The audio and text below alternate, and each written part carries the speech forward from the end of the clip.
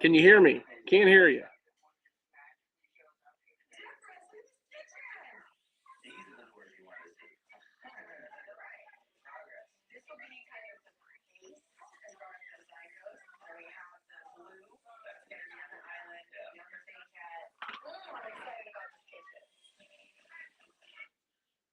Hello. There we go. All right. Sorry about that. That Ah, was a it's okay. weird little intro there. So, good evening, everybody. I am Darren Guay, and I am here with my co-host, Mr. Corey Mann himself tonight. We are Men in the Trenches. Dr. Fowler is here somewhere amidst. She's behind the wall looking for something. I don't know where she went to, but she's here, and she'll be here, and we'll see her momentarily. Corey, another holiday over with for us men Yes, that has sir. been dealing with CPS, and we fared out okay, I think. Um, and we were talking about a little bit earlier the present that some men get their children as far as gifts go, and you were talking about the bowling ball, and that bowling is one of the best stress relievers we can possibly have for a For child trauma. that needs to get some. Yeah, why don't you go ahead and talk a little bit about that? I I last year accidentally put him into bowling, and because again I wanted something with a team sport, yet very very little bullying tactics or any of that. And it comes to find, to my knowledge, that we are now finding out bowling is fantastic for kids with trauma. And he kind of, I don't have any of the data on it yet, but I probably will have it hopefully soon to show that kids respond well to bowling that have been through trauma and abuse. It makes sense. It does. And so my little guy got a bowling ball for Christmas, and we went up and tried it out, and he's just doing outstanding. So it all makes sense. It all rolls together. Yeah, I mean, I know that karate is a good sport to get at for your kids when you're into this, to these problems, because it's a sport that you can let out your aggression and really do some good. Because I mean, these kids need help, that have gone through all these stresses. It's definitely like PTSD is definitely down the pike for these kids. There's no doubt about it. So things like bowling or things like karate, things like that are definitely good um, thing for these kids to take up. I mean, any of these kids that have been through this stuff need to come up with an activity. I think like that. I mean, agreed. I agree completely, and I think that um, it's one avenue of many that I think can go to helping our kids. Right. I mean, they need to have something that they can take out their aggression, and it's a good thing for dads to go out and spend the time with their kids and Absolutely get this stuff. These aggressions that they have out. And that's for whether you're just dealing with your own child or if you're dealing with the foster children. All these correct. kids have gone through a tremendous amount of trauma, and they need to have outs for it. They need to be an output for it. They need to be able to do something to make themselves feel better, to take out their aggressions before they put this into a place that it shouldn't be. And it's also relationship building, and not only with the dads or the moms, but other kids.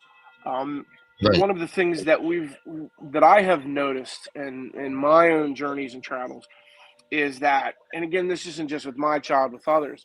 Anybody who has gone through any kind of trauma has a terrible, I shouldn't say a terrible time, but I have a harder time with relationships with other peers, other kids, their own age, smaller, younger, older, and it's just because of the fact is that they can't reel in what they've gone through. They can't make sense of it. Right. And so in order to do that, you need some kind of a team building sport or something that it takes away the actual feeling of it and brings back into the age appropriate type of things. Right. Yeah, I don't think that people do realize. I mean, in this day and age, where a computer and a tablet will take the place of a parent. I think that it's another thing that we need to do to get back to relationship building with these children. And I don't feel like playing a game with the kids on a tablet or a PlayStation or Right. whatever is encouraging that. I think it needs to be going out, spending time with them one on one or two on one, Yep. or however that role is, and then talking to them about their problems and what's going on, especially if they've been in these situations. Like there's been trauma, there's Mm-hmm. situations that need to be dealt with, and they need their dad. And then Yes. that's or their mom, whatever. Um, so I mean that's very important. It's very important, and I think the fresh air helps. Getting out of the house, the change in Yep. environment, all of those things are keys to making our kids um, get through their terrible time. Because we always talk about us and us as the adults and how we've been screwed over, or how you weren't helped, or any of these things. But we don't really talk much about what this and the effect of this has on the children. Right. Uh, and what things are put into place so that they are not neglected and abused throughout this process, because we know in most of these cases they are neglected and abused once they leave your home. Because a friend of you know mine was saying we got to stop the cycle, because usually when kids are abused, they say they don't want to, but they continue the cycle and they continue. And right, so at some point we need to stop the cycle and go, okay, this isn't okay. This ends with you, and you continue on a positive journey. right. And that's people say, well, this or that. Well, it's a hard journey. I'm not going to lie, but it's absolutely doable. Yep, it sure is. And I think it's not even just doable, I think it's necessary. Right. um, Right. so that we can get everybody back on track to the old America, where it was when the Absolutely. summertime comes, we're outside, we're having barbecues and fireworks Yep. and apple pie and hot dogs and Yep. water balloon fights and swimming pools and gatherings and Yep. all those things that Yep. are pretty much swear words now. you Oh know yeah. Yeah. I Which mean, is terrible. right, I mean, you figure, you can't even go to a birthday party anymore. Stay 6 feet apart. The whole scandemic thing really put a wedge in between socialism, not socialism, the meaning in the words of you know politics, but socialing, or what socializing is the word, I believe. It really put a damper in the whole socialization thing, because you got to keep your distance. How many? It's pure chaos going to a Chuck E. Cheese or something like that with a group of kids telling them to stay 6 feet apart. It doesn't have it. But now these kids have been trained for that. And what is that going to do down the line? What have they done to society by telling everybody to stay further away from each other than closer? That takes the united we stand, divided we fall right out of the playbook. So it's tough. It's a tough thing that's happened, and we just need to figure out the way. And I think taking the kids to these individual events as parents is what we got to do. And that's one of the things that I am absolutely flabbergasted is, and especially I've seen it in this holiday, are um the accountability of these parents really amazes me. I mean, of lack thereof. Um, Right. Going into the store, going into I am just shocked. Like we went to I forget where it was. We were somewhere, and these grandparents are dropping these kids off and leaving them at the bowling alley for 3 to 4 hours by themselves. Bad idea. Bad idea. Yeah. Yep. It's just a matter of someone else will take care of my kid, and that's what's Yep. happening, and that's why this mentality is that's why they're getting away with being able to take our kids, because there's so many people that just sit there and they just, oh, it's all right, someone else will take care of them, someone Right. else will take care of them, someone else will take care of them, and that's not right. Hey, did you know Nancy Schaefer? Did you know about her, who she was? I'll tell you what, I have read, I didn't know, like, I wasn't in the movement when all this went down, but I've read enough stuff on her, and I'll tell you what, I wish I'd have met her. Yeah, I would like you. I'm gonna do this here. I'm gonna do our share time here. I'm gonna put up this speech by her, man, and I think that you will appreciate this especially. Okay. Um, this year's we got to get on track here and talk about what CPS really is. I mean, it's great that holidays are over, man, and we got to remember that there are a ton of people out here that, like myself, that my kids were taken. You were fighting a system that didn't help you and yours, and Dr. Fowler is still fighting himself. And what, I just want you, everybody should just take a listen to this. And that's the thing. That is Oh just, man.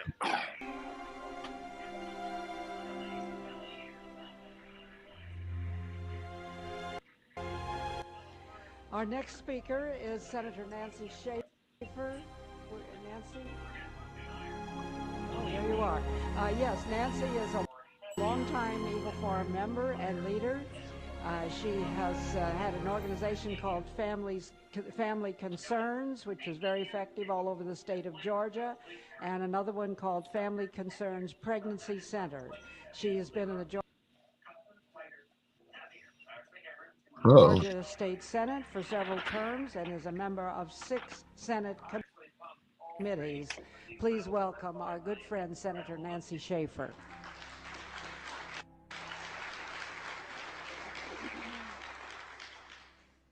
Thank you, dear Phyllis, and thank you to all of you. I have served in the Georgia State Senate for 4 years. One of my greatest pleasures, other than my sonogram bill, passed to stop the North American Union.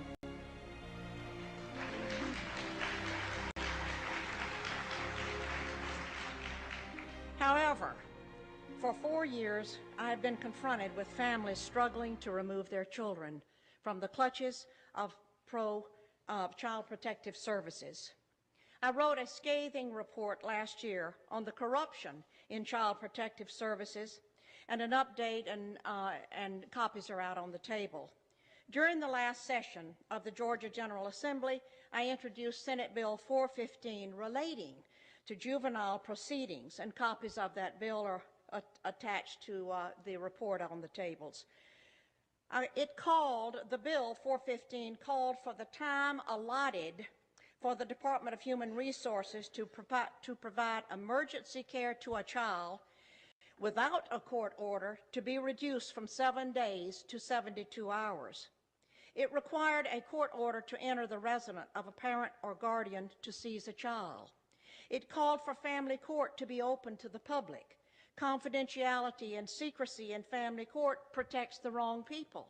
It in the system shall not extend to the seizures of children that are found to be in violation, nor to the administration of medication to a child over the objection of the parent or custodian, and it provided the state from applying for, obtaining, receiving, or accepting adoption incentive payments under the Federal Adoption and Safe Families Act of 1997. The Department of Child Protective Services has become a protected empire built on taking children and separating families. This is not to say that there are not those children who do need to be removed from wretched situations and need protection. However, my report is concerned with the children and parents caught up in legal kidnapping. Having worked with probably 300 cases statewide and hundreds across the country, and in nearly every state, I am convinced there is no accountability in Child Protective Services. I have come to several conclusions. 2 or 3 are: 1, that poor parents, not always, but oftentimes, are targeted to lose because they do not have the wherewithal to hire an attorney and fight the system. that caseworkers and social workers are very often guilty of fraud. They withhold and destroy evidence. They fabricate evidence, and they seek to terminate parental rights unnecessarily. That the separation of families and the snatching of children is growing as the business grows because state and local governments have grown accustomed to having these taxpayer dollars to balance their ever-growing budgets. That the bureaucracy is huge. Look at who is getting paid. State employees, attorneys, court investigators, guardian ad litems, court personnel and judges. There are psychologists, therapists, psychiatrists, counselors, foster parents, adoptive parents, and on and on. All are looking to the children in state custody to provide job security. That the Adoption and the Safe Families Act, set in motion first in 1974 by Walter Mondale and later in 1997 by President Bill Clinton, offered cash bonuses to the states for every child they adopted out of foster care. In order to receive the adoption incentive bonuses, local child protective services would need more children. They must have merchandise that sells, and they must have plenty so the buyer can choose. Some counties often offer $4,000 to $6,000 bonus for each child adopted out to strangers, and an additional $2,000 for a special needs child. Employees work to keep the federal dollars flowing. But that is only the beginning figure in the formula in which each bonus is multiplied by the percentage that the state has managed to exceed its baseline adoption number. Therefore, states and local communities work hard to reach their goals for increased numbers of adoptions for children in foster care. As you can see, this program is offered from the very top and is run by Health and Human Resources. This is why victims in Child Protective Services get no help from their legislators. It explains why my bill, Senate 415, suffered such defeat in the Judicial Committee, and why I was cut off at every juncture, and why I was defeated myself last month for my re-election by another Republican. That tax dollars are being used to keep this gigantic system afloat. Many grandparents have called me to get custody of their grandparents before being lost in the system. Grandparents who lose their grandchildren to strangers have lost their own flesh and blood. The children lose their family heritage, and grandparents, and parents too, lose the connection of their heirs. And that the National Center on Child Abuse and Neglect in 1998 reported that 6 times more children died in foster care than in the general public, and that once removed to official safety, these children are far more likely to suffer abuse, including sexual molestation, than in the general population. Think what that number is today, 10 years later. Here are a couple of the recommendations on my list. Call for an independent audit of all state child protective services and for a federal congressional hearing on child protective services. Abolish the federal and state financial incentives that have turned child protective services into a business that separates families for money. I have witnessed such injustice and harm brought to so many families that I am not sure if reform of the system is even possible. The system cannot be trusted. It does not serve the people. It obliterates families and children simply because it has the power to do so. What I have said to you in these few minutes is that we must confront the fraud in Child Protective Services. Child Protective Services seizes children using the very system that is paid for by the taxpayer, who actually believes it is used to protect abused and neglected children. The bureaucracy of workers benefit financially by a system that converts children into cash while destroying their families and their lives. No child who emerges from the system can ever be sound or whole. Many disappear and never are ever heard from again. God will not stand for what is happening to our children and our families. His heart beats for these children. He will lift up the downtrodden. What is happening in America regarding child protective services is a criminal political phenomenon, and it must be brought to an end. Please join me in working to help set our children and our families free. To whom much is given, much is required. As you pray for this nation, pray for the upcoming election, and for our national financial crisis, please pray for our children and for our families. We all must press on and win this race for America. Thank you very much.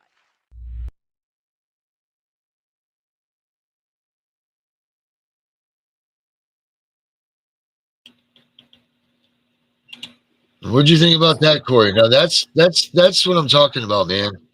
When did she? What's that? I said, when did she?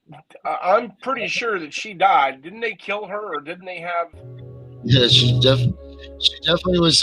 Yeah, it's a speculation whether she was.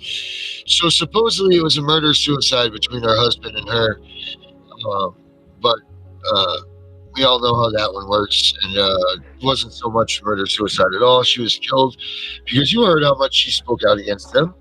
And I mean, this lady knew what the heck was going on. So, you see, this is what we need more of: is more people talking out against CPS and what they're doing, and we need to educate people for what's going on. Yeah. I mean, that was right from the senator's mouth. You know, the one that was on the committee, one that knew what was going on, one that, you know, everything was put out there just like that. And these people took her out, and it's a damn shame.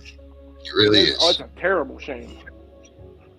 So, I don't know. I mean, the front line, Corey, is just we need to figure out a way to educate the public so that they're on board with what we're trying to do, what we are doing to make this movement move forward and to protect the movement from these scam artists that are going to try to take advantage of people that are uneducated and also vulnerable. Yes. We have a lot of people out there that are willing to spend any amount of dollar and dimes on their children. Absolutely. I mean, you're one of them. I'm one of them. But we can't allow these scam artists to come through here and take these kids out. You know, I mean, take the parents out and take advantage of their goodness and their hearts for the lack of education about what's going on. So, I mean, that's something else that needs to be worked on. You know, there's a lot of things that need to be done. You know, we're trying to move, but we're only one thing here, one movement. So we'll do what we can do when we can do it. You know. That's exactly correct. So, you have any final words for this eve, there, Corey? You know what? It's been a great evening with great friends, and we need to keep moving forward, however that looks, whatever that looks. Yeah, I'm right there with you, my man. We'll be back on Friday. It'll be another good day, and we'll all see you all then. Corey, I'm going to call you up right now, buddy. All right? You got it. I'm on. All right, everybody. Have a good night. Hey, you too.